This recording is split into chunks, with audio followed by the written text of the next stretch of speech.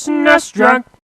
Hi there, let's all take a moment to indulge in the internet's favorite pastime, complaining about how hard video games used to be. So I've made a list of what I consider the 13 hardest Super Nintendo games. Why 13? I don't know, I just like uneven numbers. I'm sure there's a ton of games out there that I won't be mentioning that I am no doubt deliberately leaving off this list just to make you mad. No, in all seriousness, if there's a game you think that deserves to be on here, leave a comment below and explain why. One other thing, no broken, unplayable gameplay. These games have to actually be playable and beatable. And yeah, I'm actually gonna do the internet clickbait thing by doing an actual list. 13. Donkey Kong Country 3. All I gotta do is mention one level, Lightning Lookout. There are pseudo-random lightning strikes that are practically instantaneous and almost impossible to dodge. And if you're in the water when the lightning strikes, you're dead. And that's just getting started. There's Poisonous Pipeline, which flips your controls, or Swoopy Salvo, where you have to fly up these trees as that damn parrot. I could go on, but I really want to stress how brutal Lightning Lookout is. I guess if anything, it taught me to stay out of the water during a thunderstorm.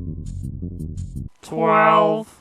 Castlevania Dracula X, the spiritual successor to Castlevania 3 for NES, in terms of gameplay anyway. Super Castlevania 4 was a bit easier because Simon had a lot more functionality, but Richter in Dracula X is back to just whipping in two directions, and as a result, this game returns to its NES roots in terms of difficulty. The final boss fight against Dracula is laughable. I have no chance here. Come on! Anyway, the Super Nintendo version may not be the best port, but if you're looking for a challenge, Dracula X delivers in spades. 11. Gradius 3. I don't want to overload this list with shoot-em-ups. I could very easily do that, and nobody would blame me. So many of these games are so tough. But Gradius 3 in particular has a couple sections that make you just want to tear your hair out. I have to point out this one where the level keeps accelerating, and you have to keep dodging to avoid instant death. No power-ups can help you here, except pure speed and quick reflexes. The biggest problem here, though, is that if you die, you start with nothing. You're some sorry, slow-ass ship again. So you have no chance to get past this part. You might as well just start over. It's usually beneficial to have checkpoints, but in this case, it almost works against the game. The 2 token power-ups you get just barely give you enough speed to get past this part, and that's if you're lucky. 10. Earthworm Jim 2. Yeah, as if the first Earthworm Jim wasn't hard enough, the sequel puts it to shame. And to give you one example of how ridiculous this game is, here you are flying around as a blind salamander navigating your way through an intestinal tract. And it's hard! Your typical platforming stuff is here as well, even more insane than its predecessor. And yeah, there's quite a few checkpoints at least, but I actually think this game's insane and surreal nature makes Earthworm Jim 2 even harder, if that makes any sense. And if it doesn't, then well, you'll just have to play this and find out. 9. Disney's The Lion King. Hey, wait a second, what's a Disney game doing on this list? Well, anyone who grew up playing Lion King is nodding their head right now. There are certain areas in this game that will make you tear your hair out. Like swinging across here, you have to be absurdly precise, down to the pixel, or you'll fall and you'll die. And of course, there's these damn monkeys. Yeah, this game looks happy and bouncy and all Disney and whatever, but certain jumps and enemy patterns are infuriating. 8. Contra 3, The Alien Wars. Yeah, you know all about Contra, so I don't have to go into too much detail here. The normal difficulty setting here isn't that bad, but to get to the game's true ending, you gotta beat the game on hard, and man, there's so much stuff flying all over the place, right from the get-go. I mean, this is seriously within the first 15 seconds of the first level. Longtime viewers will remember when I tried playing this drunk and I died 3 times within a minute. Not my finest moment among many poor moments. But yeah, you want a challenge? Crank through Contra 3 3 times on all 3 difficulty levels, and if you beat it on hard, you are legit. 7. Battletoads and Battlemaniacs, the only beat 'em up on this list, but hey, you gotta have Battletoads featured in a video like this, it just wouldn't be right otherwise. Anyway, this is almost the exact same kind of difficulty you'd expect from this franchise, with 2 continues, no passwords, and that's it. And of course, there's the Turtle Tunnel, just brutal. And the snake level that demands perfect placement with your jumping. And this part where you avoid the spikes, yeah, this is Battletoads alright. 6. ActRaiser 2, kind of a disappointing game, but hey, if you want a challenge, this is one of the hardest side-scrollers you'll ever play. Try not to get hypnotized by how gorgeous ActRaiser 2 looks, because all sorts of enemies in all shapes and sizes come at you non-stop from every direction, at any time. Some patterns here just aren't consistent or even discernible, and that makes this game really frustrating. No, there's no simulation or city building here like the first ActRaiser, it's just side-scrolling action and flailing away and hoping you get a little bit further on this life than you did the last time you died in embarrassingly quick fashion.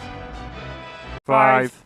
Super R-Type. Here again we have your classic horizontal shoot 'em up experience. Die and lose all your weapons, but unlike Gradius 3, there's no checkpoints anywhere. You have to start all the way back at the beginning. Again, the hardest thing about losing everything is losing your speed, especially if you're further into the game. Everything is so much faster than you that you're better off just starting over. So yeah, the same problems as Gradius 3, but in this instance, you start at the beginning of every long-ass level. That is ridiculous. But that leads me to 4. R-Type 3. This is a much better game than Super R-Type because there are actual checkpoints here, but the enemy design and the level layouts make the difficulty more organic and old-fashioned. This game is just plain tough. The test here isn't just on your patience as you die and die some more, like with Super R-Type, it's with your reflexes, reaction time, and hand-eye coordination. This is my pick for the hardest shoot-'em-up on the Super Nintendo, and not because of the stupid reasons like Super R-Type, because R-Type 3 is very simple. Just survive as long as you can. That's easy enough, right? Yeah. 3.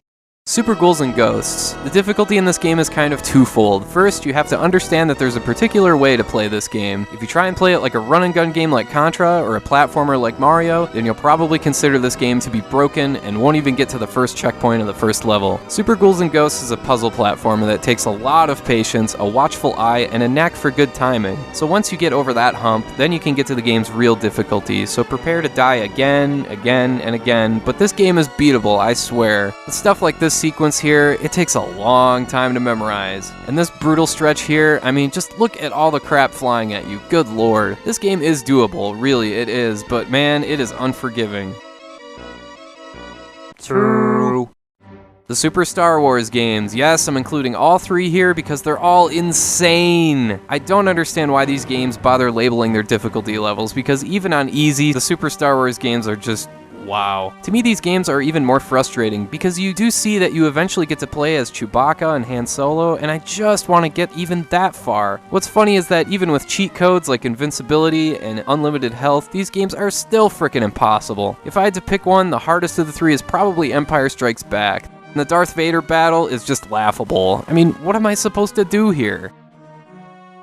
1. And the number 1 toughest Super Nintendo game, Hagane. I love this game because every button on the controller does an attack of some kind, and you're gonna need every single one because this game is relentless. It does not stop. It will haunt your dreams. It is fast as hell, and it takes every ounce of concentration to keep up. Hagane is totally worth it though. There's some remarkably clever level design, and I love this level where you're getting chased by the flames. But yeah, as you can see, it is hard as balls from this first segment of the first level onward. The thing is though, this game is so well made that I think it's absolutely worth the challenge. Hagane is one of those games you just have to play for yourself. It's all about feel, and if it agrees with you, then you'll find the challenge pretty appealing. And again, I can't overstate how awesome it is to have so many different attacks, but what makes Hagane stand out is that usually when your character is this overpowered, you're able to just bulldoze your way through the game, like say Skyblazer or Sparkster or something like that. But in Hagane, the enemies and level design match your abilities. It's fun, it's smooth, it's intuitive, and it's just on the edge of being so hard that it's unfair, but it doesn't quite cross over. That's what makes Hagane the hardest game on the Super Nintendo.